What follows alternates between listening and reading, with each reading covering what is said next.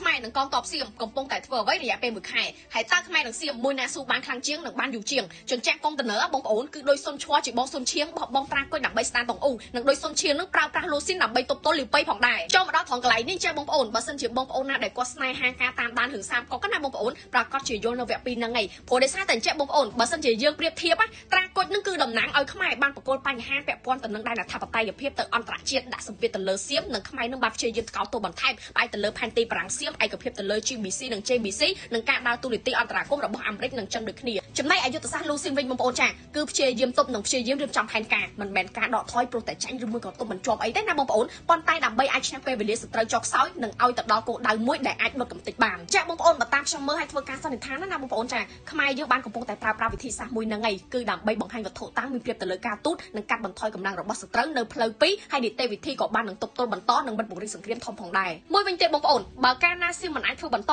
សង្គ្រាមធំប្រកាសជាចាញ់នីតិវិធីព្រោះដោយសារតែប្រទេសនីមួយៗហ្នឹងគឺកំណត់ផែនទីផ្អែកទៅលើព្រំដែនអន្តរជាតិជាក់ស្ដែងខ្មែរយើងគឺមានផែនទីបារាំងសៀមជាផែនទីអន្តរជាតិផងដែរអញ្ចឹងហើយទៅខ្ញុំថាបាច់បង្ខំទេបងប្អូនចាកុំបង្ខំអីព្រោះដោយសារតែគេរៀបចំយើងក៏រៀបចំដែរគឺរយៈពេលលើ1ខែនេះគ្មានភាគីណាទំនេរទេបងប្អូនគេផ្ដោតទៅលើរឿងត្រង់សេចល័តតបត្រៀមគ្រាប់ឬមួយក៏រៀបផ្លូវស្បៀងដាក់កុងតឺន័ររៀបបន្លាលូផ្សេងៗហ្នឹងអាហ្នឹងគឺជាការបង្កនៃសង្គ្រាមច្បាស់ណាស់ហើយខ្មែរយើងបងប្អូនចាគឺប្រើប្រាស់កម្លាំងខាងក្រៅជួយខាងក្នុងនិងពង្រឹងខាងក្នុងទប់ទល់ជាក់ស្ដែងបំលែងនៃស្ថានភាពនិងមានការប្រុងប្រយ័ត្នថយចំណុចហ្នឹងមានន័យថាចេះបងប្អូនប្រើប្រាស់ការទូតដើម្បីសង្កត់និងជាសាក្សីហើយព្យាយា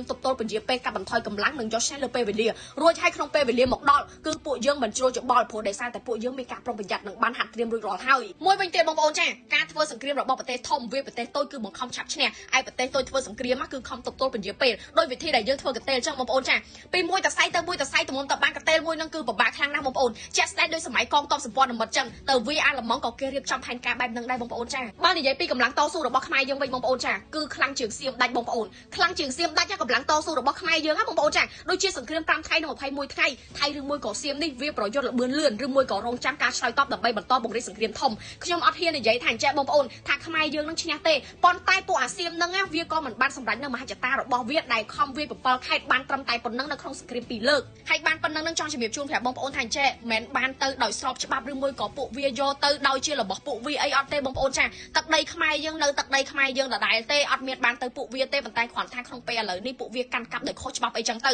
ហើយបើសិនជាមានការអន្តរាគមន៍ហើយយើងឯកភាព JBC អនុវត្តចេះមួយចុះពីរចឹងទៅមានផែនទីបារាំងសៀមហើយយើងមានអនុសញ្ញាអីត្រឹមត្រូវទឹកដីយើងនៅតែជាទឹកដីយើងទេបងប្អូនពួកវាអត់អាចយកបានទេហើយបើសិនជាមានលើកទី3មែនដូចដែលខ្ញុំនិយាយដដែលចឹងបងប្អូនគឺខ្ញុំមិនហ៊ាននិយាយថាខ្មែរយើងឈ្នះទេបងប្អូនចាប៉ុន្តែបើធ្វើតាមរបៀបនេះទោះបីជាវា20ឆ្នាំទៀតក៏មិនទាន់ផុតពី7ខែដែរបងប្អូនបើសិនជាខ្មែរយើងឆ្លើយតបផ្អែកទៅលើការទូតនិងផ្អែកទៅលើភូមិសាស្ត្រច្បាស់ណាស់បងប្អូនចាថាគ្រប់ទីតាំងដែលកំពុងតែបើកចំហដែលខ្មែរគិតថាគ្រោះថ្នាក់ទៅបោះបង់ហ្នឹងដូចជាខ្មែរបងសំឡាញ់ទៅកន្លែងចិញ្ចឹមត្រីអញ្ចឹងយកបានមកវិញទាំងអស់បងប្អូនជាចុងក្រោយបងប្អូនណាត្រូវតែជឿទុកចិត្តទៅលើរដ្ឋាភិបាលជឿទុកចិត្តទៅលើថ្នាក់ដឹកនាំគ្រប់ជាន់ថ្នាក់ដើម្បីយើងក៏ដើម្បីជាតិយើងទាំងអស់គ្នាផងដែរជួបខ្ញុំស្រីនួននៅវីដេអូក្រោយ